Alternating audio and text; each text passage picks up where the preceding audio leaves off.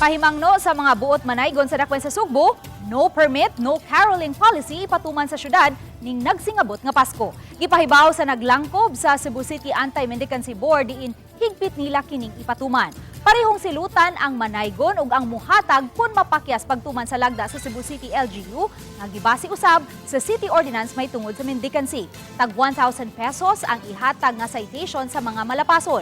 Mamahimong mukuha sa permit sa Business Permit Licensing Office kun BPLO.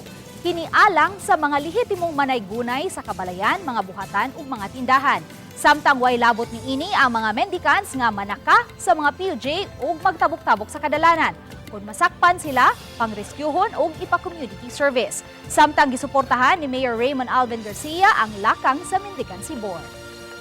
Pwede ka manaygon, pero pagkuha og permit sa syudad. Naaman sa Mayor's Office, kanang mga organizations nga gusto gid manaygon, pwede. Pero get the permit.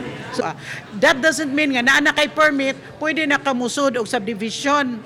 Dili na siya, ha? So, mo cover yun sa gihapon ug unsa say balaod sa mga subdivisions. And they have been not only active but proactive when it comes to atong concerns and issues regarding mendicancy, and I commend them and I will support the programs of the Anti-Mendicancy Board.